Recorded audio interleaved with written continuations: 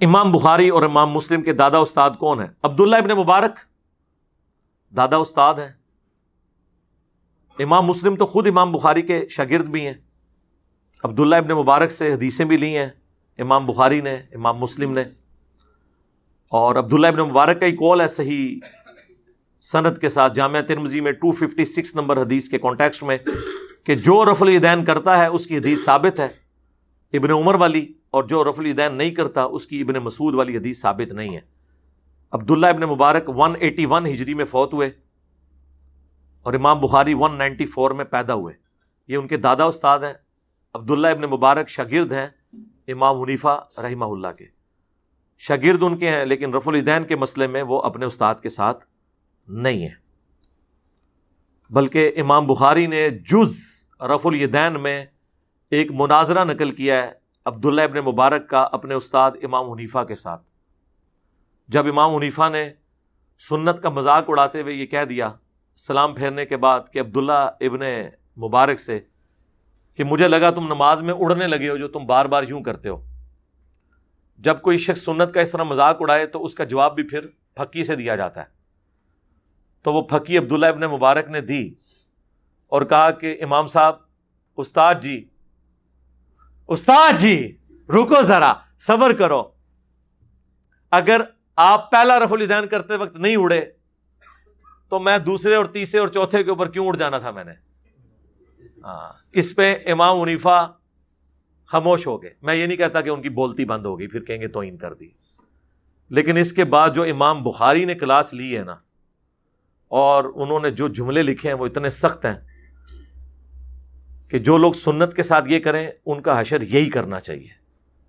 اور پھر بڑی سخت الفاظ انہوں نے یوز کیے عبداللہ ابن مبارک کے حق میں امام حنیفہ کے خلاف، اور ظاہر ہے وہ سارے الفاظ سنت کی محبت میں تھے. یقین کریں یہ وہ ساری باتیں جو میں نے ڈسپلے کرائی ہیں، آپ کو میری گرفت کوئی نظر ہی نہیں آئے گی جو یہ بڑے بڑے امام نبی علیہ السلام کی محبت میں اپنے سے بڑوں کے اوپر کرتے تھے. یعنی گھوڑوں کی دموں والی حدیث جب حنفیوں نے پیش کی تو جز رفع الیدین میں امام بخاری نے لکھا کہ جو لوگ گھوڑوں کی دموں والی حدیث رفع الیدین پہ لگا رہے ہیں، وہ مسلم شریف کی حدیث، وہ تو سلام پھیرتے وقت الفاظ ہیں کہ زانوں پہ ہاتھ رکھو اور یوں نہ کرو، اور دم ہلتی بھی یوں ہے، ایسے ایسے نہیں ہلتی.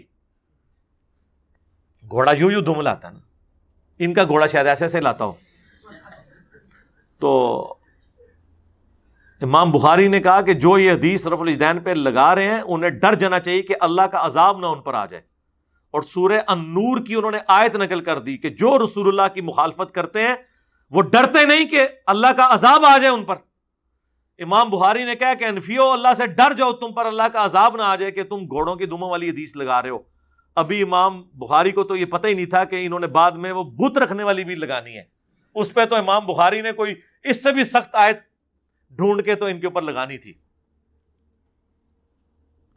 اب حنفیوں کے گلے کا یہ کانٹا بنی ہوئی ہے، وہ کہتے ہیں نہیں جی وہ جز رفع الیدین تو امام بخاری سے ثابت ہی نہیں ہے. جناب کلمی نسخے موجود ہیں اس کتاب کے پوری اسناد کے ساتھ. مکتبہ ظاہریہ کی، وہ سلطان ظاہر تھے ایک مسلمانوں میں بہت بڑے ایک سلطان گزرے ہیں، انہوں نے اپنی لائبریری بنائی تھی، اسی میں شیخ البانی بھی پڑھتے رہے. نیچے دکان تھی گھڑیاں ٹھیک کرنے کی، ان کے ابو کی چابی ان کے پاس ہوتی تھی. فالتو وقت یہ اوپر بیٹھے رہتے تھے، کرتے کرتے اللہ نے اتنا علم دیا کہ محدثین کے استاد بن گئے. ہے وہ گھڑی ساز تھے، یعنی انجینئر. ہاں، کوئی مدرسے سے نہیں تھے پڑھے. پھر بعد میں خیر انہوں نے جو ظاہر عربی ان کی اپنی نیٹو لینگویج تھی، تو محدث اعظم سعودیہ عرب بن گئے وہ البانیہ سے آ کے. اور مفتی اعظم سعودیہ بن باز کہا کرتے تھے کہ اس نیلی چھتری کے نیچے البانی سے بڑا کوئی حدیث کا عالم نہیں ہے. اس دور کا امام بخاری انہیں کہا گیا شیخ البانی کو. جس طرح ہم عجم میں شیخ زبیر صاحب کو کہتے ہیں نا، تو عرب دنیا میں شیخ البانی کو اللہ نے ان سے اتنا بڑا کام لیا. تو وہ مکتبہ ظاہریہ کی باقاعدہ کلمی نسخے والی جز رفع الیدین ہے، جس پہ شیخ زبیر صاحب نے تحکیم لگا کے مکتبہ اسلامیہ سے پرنٹ کی ہے، جو ہماری ویب سائٹ ahlsunnatpak.com پہ اس کا PDF رکھا ہوا ہے. تو وہ ثابت ہے، شروع میں انہوں نے پوری بحث کی ہوئی ہے اس کے اوپر. اور امام بخاری نے کیا کمال، پہلے تو اس کا مقدمہ لکھا ہے کہ یہ ان لوگوں کا رد ہے، یہ اس مجہول شخص کا رد ہے جس نے عجمیوں کی حدیث کی ناواقفیت کی وجہ سے رفع الیدین نہ کرنے کی بدعت ان میں جاری کر دی۔ میں اس شخص کے خلاف یہ کتاب لکھ رہا ہوں کہ جن بچاروں کو عربی نہیں آتی تھی، حدیثوں کا پتہ نہیں تھا، ان عجمیوں کو، یعنی نان عربز کو، یعنی ہم لوگ اس زمانے میں بھی عربی رفع الیدین کرتے تھے کیونکہ وہاں پہ مکے مدینے سے دین آیا ہوا تھا اور عجمیوں کے پاس دین پہنچا تھا گوالوں کے ذریعے، تو خالص دودھ تو بھینس کے نیچے سے ملتا ہے، ہاں گوالا تو ملاوٹ کر کے دیتا ہے۔